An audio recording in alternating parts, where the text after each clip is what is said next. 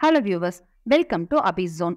விஜய் சேதுபதி மற்றும் கேட்ரினா கைஃப் நடிப்புல கடந்த வெள்ளிக்கிழமை வெளியான மெரி கிறிஸ்மஸ் படம் எப்படி இருக்கு அப்படிங்கிற ரிவ்யூ தான் நம்ம இந்த வீடியோல பார்க்க போறோம். வாங்க படம் எப்படி இருக்குன்னு பார்க்கலாம். விஜய் சேதுபதி மற்றும் கேட்ரினா கைஃப் நடிப்புல இயக்குனர் ஸ்ரீராம் ராகவன் இயக்கத்துல வெளியாகி இருக்கிற படம் தாங்க மெரி கிறிஸ்மஸ். இந்த படம் நாடு முழுவதும் ஹிந்தி மற்றும் தமிழ் மொழியில வெளியாகி இருக்கு. மெரி கிறிஸ்மஸ் படத்தோட இயக்குனர் ஸ்ரீராம் ராகவன் கடந்த 2018ஆம் ஆண்டுல தபு நடிப்புல அந்தாதூன் அப்படிங்கிற ஒரு படத்தை இயக்கியிருந்தாரு. அந்த படம் அந்த ஆண்டு வெளியான மிகச்சிறந்த படங்கள்ல ஒன்னா பாராட்டப்பட்டுச்சு. இப்ப இருக்கிற மும்பை பம்பாயா இருந்த காலத்துல, அதாவது மும்பைன்னு பேர் மாற்றப்படுறதுக்கு முன்னாடி இருந்த காலத்துல நடக்கிற கதை இது. துபாயில இருந்து 7 வருஷத்துக்கு அப்புறம் ஒரு கிறிஸ்துமஸ்க்கு முன்னத்து நாள் அன்னைக்கு தன்னோட வீட்டுக்கு திரும்ப வராரு ஆல்பர்ட் என்கிற விஜய் சேதுபதி. அன்னைக்கு நைட்டு அவர் ஒரு ரெஸ்டாரண்ட்டுக்கு போறாரு. அங்க மரியா என்கிற கேட்ரினா கைஃபை சந்திக்கிறாரு. 2 பேரும் ஃப்ரெண்ட்ஸ் ஆகுறாங்க. இது ஒரு டேட்டா மாறுது. 2 பேரும் சேர்ந்து மரியாவோட வீட்டுக்கு போறாங்க. அங்க மது அருந்திட்டு நடனமும் ஆடுறாங்க. திரும்பவும் 2 பேரும் அவுட்டிங் வந்துட்டு வீட்டுக்கு திரும்ப போகும்போது அங்க மரியாவோட கணவர் எதிர்பாராத விதமா கொலை செய்யப்பட்டிருக்காரு. இந்த சம்பவத்துக்கு அப்புறம் மரியாவும் ஆல்பர்ட்டும் என்ன செய்யறாங்க, மரியாவோட கணவரை கொன்னது யாரு அப்படிங்கிற கேள்விக்கான பதில் தான் மீதி படம். 1960ல ஃப்ரெட்ரிக் டார்ட் எழுதின A Bird in a Cage அப்படிங்கிற பிரெஞ்சு நாவலை தழுவிதான் இந்த படத்தை எடுத்திருக்காங்க. தொடக்கத்துல ஜாலியாகவும் அப்புறம் சீரியஸாகவும் மாறுற ஆல்பர்ட் கதாபாத்திரத்துக்கு தேவையான நடிப்பை ரசிக்கும்படி வழங்கி இருக்கிறாரு விஜய் சேதுபதி.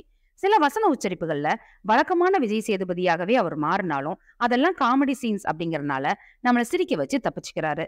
மர்மம், பதற்றம், வஞ்சகம், காதல், பாசம், கோபம் அப்படின்னு பல பரிமாணங்களை கொண்ட மரியா கதாபாத்திரத்தை கச்சிதமா கண்ணு முன்னாடி கொண்டு வந்திருக்காங்க கேட்ரினா கைஃப். க்ளோஸ்அப் காட்சிகள்ல தமிழ் வசனங்களுக்கு ஏற்றவாறு உதவி ரசிச்சிருக்கிறது இன்னும் சிறப்பா அமைஞ்சிருக்கு. கேட்ரினாவோட மகளா வர்ற சிறுமி பரிசர்மா கிட்ட இருந்து தேவையான நடிப்பை வாங்கி இருக்கிறாரு இயக்குனர். கவிஞ்சே பாபு, ராதிகா, சண்முகராஜன், ராஜேஷ் அவங்க எல்லாருமே அவங்களோட கதாபாத்திரத்தை சிறப்பா செஞ்சிருக்காங்க. ராதிகா கரடி கதை சொல்ற காட்சிகள் ரசிக்கும்படியுமே அமைஞ்சிருக்கு.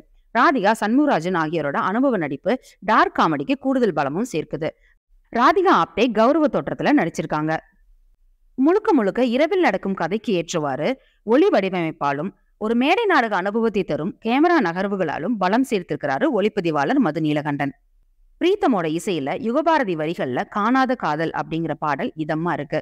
டேனியல் பி ஜார்ஜோட பின்னணி இசையானது சஸ்பென்ஸ், த்ரில்லர், ரொமான்ஸ் என எல்லா தருணங்கள்லயும் அட்டகாசம் செஞ்சிருக்கு. முக்கியமான காட்சிகள்ல இசைக்கப்படும் சிம்பொனி இசைக்கோர்வைகள் படத்துக்கு முதுகெலும்பா மாறி இருக்குன்னே சொல்லலாம்.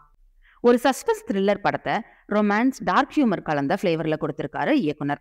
இந்தி மட்டுமில்லாது தமிழிலையும் அனைத்து காட்சிகளையும் படமாக்கி இருப்பது பாராட்டத்தக்கது. கிறிஸ்துமஸ் பண்டிகை கொண்டாட்டத்தோட தொடங்குற கதையோட முதற்பாதி, குறிப்பா அந்த ரொமான்ஸ் காட்சிகள் ரொம்ப இயல்பா அமைஞ்சிருக்கு. காட்சிகள் நீளமாகவும் நிதானமாகவும் நகர்ந்தாலும் ரசிக்கும்படியான வசனங்களும் திரையாக்கமும் சுவாரஸ்யம் சேர்த்திருக்கு. ஆனாலும் வேகத்தடையாக மாறுற பாடல்களோட நீளத்தை கொஞ்சம் குறைச்சிருக்கலாம். இடைவேளைக்கு அப்புறமா வர்ற ட்விஸ்டுகள் படத்தோட பரபரப்பை கொஞ்சம் கூட குறையாம பாத்துக்குது. 2ஆம் பாதியில வர்ற டார்க் ஹியூமர் காமெடிகளும் வசனங்களும் ரசனையான விருந்து. பரபரப்பான கிளைமேக்ஸ் காட்சிகள்ல வசனங்கள் எதுவுமே இல்லாம சிம்பொனி இசையை மட்டும் வச்சு சீட்டேஜ் அனுபவத்தை கொடுத்திருக்கிற ஸ்ரீராம் ராகவனை கண்டிப்பா பாராட்டியே ஆகணும்.